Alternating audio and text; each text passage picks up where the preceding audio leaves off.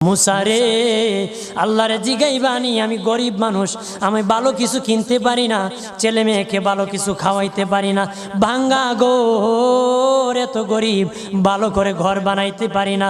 আল্লাহরে জিগাইবানি কি করলে আমার উন্নতি হবে, ধনী হব, টাকা পয়সা হবে। আল্লাহরে জিগাইবানি।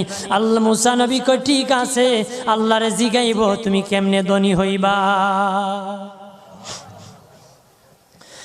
আল্লাহ নবী মুসা নবী তিন রাস্তার মোড়ে যা দেখে একটা লোক বসে আছে, তার দুই হাত নাই, দুই পা নাই, দুই হাত নাই, দুই পা নাই।